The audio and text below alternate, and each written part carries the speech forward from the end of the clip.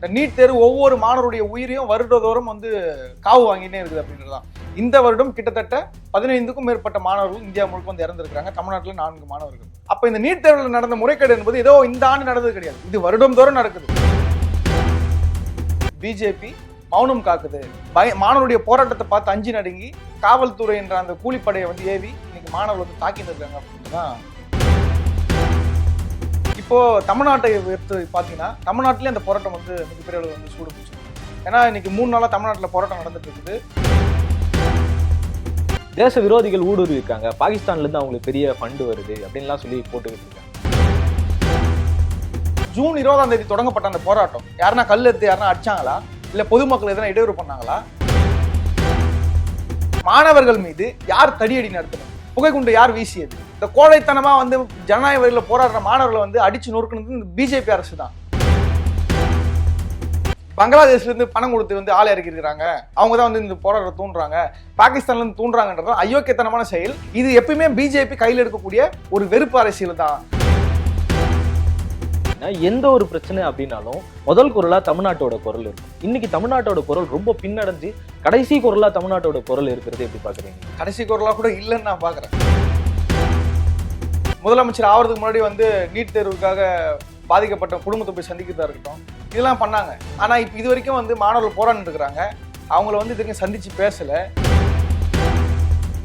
ராஜ்மோகன் அவர்கள் சொல்லியிருக்காரு, சாலை வந்து போராடுறதுக்கான இடம் இல்லை, நாங்க உங்களுக்கு இடம் ஒதுக்கி தரோம், அங்க போராடுங்க அப்படின்றாரு. அதை எப்படி பாக்குறீங்க? நீங்க வந்து போராடின மாணவர்கள் வந்து பேட்டி கொடுத்துருப்பாங்க, அந்த பேட்டி எடுத்து பாருங்க.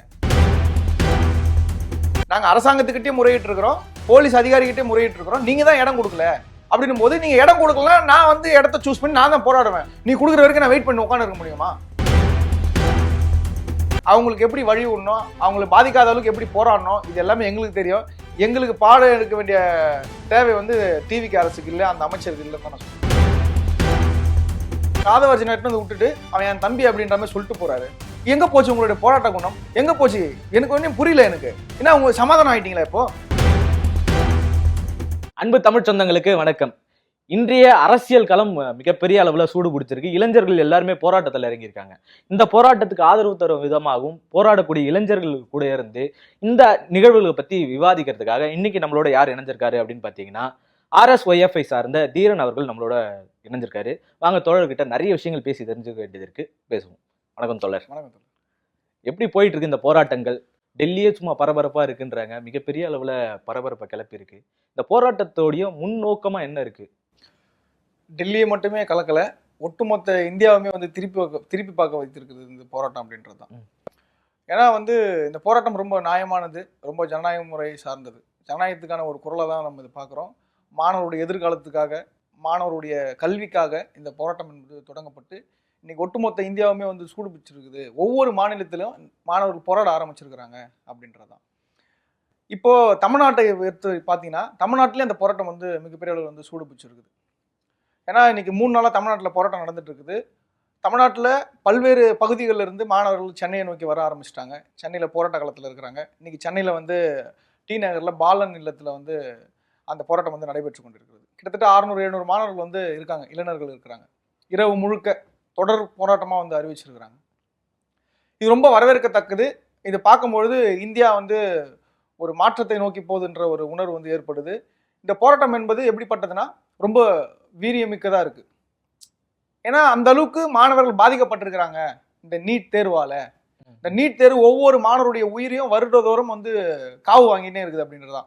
இந்த வருடம் கிட்டத்தட்ட 15க்கும் மேற்பட்ட மாணவர்கள் இந்தியா முழுக்க வந்து இறந்திருக்கிறாங்க. தமிழ்நாட்டில் 4 மாணவர்கள். அப்ப இந்த நீட் தேர்வில் நடந்த முறைகேடு என்பது ஏதோ இந்த ஆண்டு நடந்தது கிடையாது, இது வருடம் தோறும் நடக்குது. வருடந்தோறும் பேப்பர் கசிவு, வினாத்தாள் கசிவு, ஆள் மாறாட்டம், ஒரே மாதிரியான மார்க்கை வந்து போடுறது, இப்படின்னு பல்வேறு பிரச்சனைகள் தொடர்ந்து இருக்குது. இது வருடந்தோறும் மாணவருடைய உயிரை காவு வாங்குறதுனால இந்த நீட் தேர்வை ரத்து செய்யுன்னு சொல்லிட்டு நீங்க தமிழ்நாடு போராடுது. டெல்லியில உயர்கல்வி, அதாவது ஒன்றிய அமைச்சர், கல்வி அமைச்சர் தர்மேந்திர பிரதான் பதவி விலகணும் அப்படின்னு சொல்லிட்டு இந்த போராட்டம் இருக்குது. பாதிக்கப்பட்ட குடும்பத்தை, அதாவது இறந்து போனாங்க இல்லையா அந்த மாணவர்கள், அவங்களுக்கு வந்து தலா 1 கோடி வந்து இழப்பீடு தரணும், சீரழிந்திருக்கிற கல்வி கட்டமைப்பை வந்து மறுசீரமைக்கணும்னு சொல்லிட்டு இந்த கோரிக்கை வச்சு போராடுறாங்க. இந்த போராட்டம் என்பது இன்னைக்கு பல்வேறு நபர்கள், பல்வேறு அரசியல் கட்சியை சார்ந்தவர்கள் வந்து ஆதரவு தெரிவிச்சிருக்கிறாங்க. இந்த போராட்டம் வந்து ஒரு பக்கம் வீரியமாக நடக்குது, இன்னொரு பக்கம் பிஜேபி மௌனம் காக்குது. மாணவருடைய போராட்டத்தை பார்த்து அஞ்சு நடுங்கி காவல்துறை என்ற அந்த கூலிப்படையை வந்து ஏவி இன்னைக்கு மாணவர்கள் வந்து தாக்கின்னு இருக்காங்க அப்படின்றதான் பார்க்க முடியுது. டெல்லியில ஒரு பக்கம் மிகப்பெரிய பெரிய அளவுல தாக்குதல் நடந்துகிட்டு இருக்கு. ஆணி வச்சு தாக்குறது, இப்படியான தொடர் தாக்குதல் நடக்குது. அதே சமயம் இன்னொரு பக்கம் என்ன சொல்றாங்க அப்படின்னு பார்த்தீங்கன்னா, பிஜேபி சைட்ல இருந்து ஒரு இன்ஸ்டா பேஜ்ல என்ன போய் வர்றாங்கன்னா, அவங்க கல்கள்லாம் எடுத்து வந்து வச்சிருக்காங்க, தேச விரோதிகள் ஊடுருவி இருக்காங்க, பாகிஸ்தான்ல இருந்து அவங்களுக்கு பெரிய ஃபண்டு வருது அப்படின்லாம் சொல்லி போட்டுக்கிட்டு இருக்காங்க. இதை எப்படி பாக்குறது? திசை திருப்பும் விதமா இல்லையா? அதாவது திசை திருப்புற விதமானா கண்டிப்பா திசை திருப்புறாங்கன்றதால மாற்று கருத்தே கிடையாது. அந்த மாணவர்கள் யாருமே வந்து ஜூன் 20ஆம் தேதி தொடங்கப்பட்ட அந்த போராட்டம் யாருன்னா கல் எடுத்து யாருன்னா அடிச்சாங்களா, இல்ல பொதுமக்கள் எதனா இடையூறு பண்ணாங்களா? அமைதி வழியில ஜனநாயக முறையில போராடி இருந்தவங்க. நாடாளுமன்ற குளிர்கால கூட்டத்தொடர் நடக்குது, அங்க வந்து இந்த கோரிக்கை முன் வச்சு நாங்க பேரணியா போறோம்னு சொல்லிட்டு போகும்போது அந்த போராட்டக்காரர்கள் மீது, அதாவது மாணவர்கள் மீது யார் தடியடி நடத்தினது? யார் வந்து புகைக்குப்பியை வீசினது? புகைக்குண்டு யார் வீசியது? யார் வந்து மண்டையை உடைச்சது அப்படின்னு பாத்தீங்கன்னா டெல்லி போலீஸ் தான், இந்த ஒன்றிய அரசு தான். இந்த கோழைத்தனமா வந்து ஜனநாயக வழியில போராடுற மாணவர்களை வந்து அடிச்சு நொறுக்குனது இந்த பிஜேபி அரசு தான்.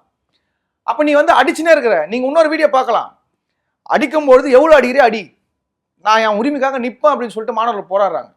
நீ ரொம்ப அடிக்கிற, இப்ப நான் உன்னை திருப்பி தாக்குறேன், நீ என்ன தாக்குற, நான் திருப்பி தாக்குறேன், அவ்வளவுதான். இதுல வந்து போராட்டக்காரர்கள், அதாவது வந்து ஊடுருவிகள் வந்து ஊடுருவிட்டாங்கன்னு சொல்றதா இருக்கட்டும், பங்களாதேஷ்ல இருந்து பணம் கொடுத்து வந்து ஆளை இறக்கி இருக்கிறாங்க, அவங்க தான் வந்து இந்த போராட்டத்தை தூண்டுறாங்க, பாகிஸ்தான்ல இருந்து தூண்டுறாங்கன்றது அயோக்கியத்தனமான செயல். இது எப்பயுமே பிஜேபி கையில் எடுக்கக்கூடிய ஒரு வெறுப்பு அரசியல் தான், இந்திய மக்களுக்கு வந்து எதிரான ஒரு அரசியல் தான். ஏன்னா வந்து மக்கள், ஏன்னா இங்க இருக்கிற முட்டாள் பாரு, இவங்களை பொறுத்த வரைக்கும் இங்க இந்திய மக்கள் எல்லாம் முட்டாள் தான். ஏன்னா அவங்க வந்து சுயமா சிந்திக்க தெரியாது, எது சரி எது தவறுன்னு வந்து அவங்களுக்கு தெரியாது போல. இங்க எல்லாரும் நாங்க படிச்சிருக்கிறோம். நீ என்ன மாதிரியான வேலைகளை இந்த இந்தியாவில் செஞ்சுன்னு இருக்கிற, மாணவர்களுக்கு எந்த மாதிரியான அவங்களுடைய வாழ்வாதாரத்தை, அவங்களுடைய கல்வி உரிமையை பறிக்கிறதுக்கு என்ன வேலை செஞ்சிருக்கு எங்களுக்கு தெரியும்.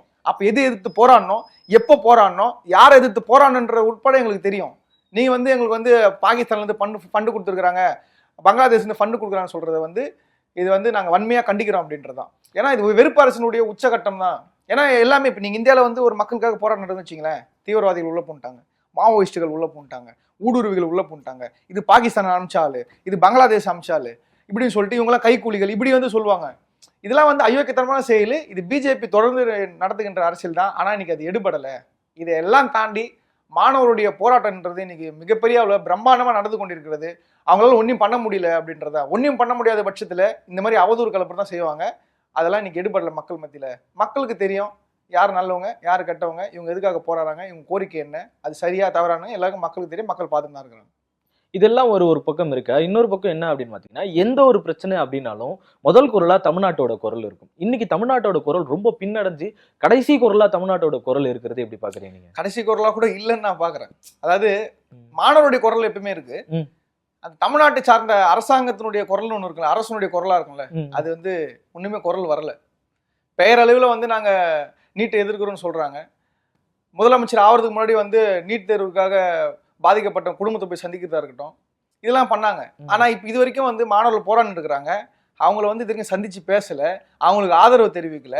மாறா நீட் தேர்வு எதிர்த்து தமிழ்நாட்டில் போராடுகின்ற மாணவர்களை வந்து தமிழ்நாடு அரசினுடைய காவல்துறையை வச்சு கொடூரமான முறையில தாக்கி அவங்களை கைது செய்து மண்டபத்தில் அடைக்கிறாங்க. போராடுறதுக்கு இடம் கொடுக்க மாட்டாங்க. இது எவ்வளவு அயோக்கியத்தனமானது. ஒரு பக்கம் நீங்க ஆதரவுன்றீங்க, அதாவது மாணவருடைய நீட் எதிர்ப்புக்கு நாங்கள் ஆதரவு தரோன்னு சொல்றீங்க, பேரளவு சொல்றீங்க. ஆனா அதே நீட் தேர்வு எதிர்த்து போராடுற மாணவர்கள் வந்து அடக்குறது அப்படின்றது வந்து ஒரு அயோக்கியத்தனமான செயல். இது மாணவர்கள் பார்த்துன்னு இருக்கிறாங்க.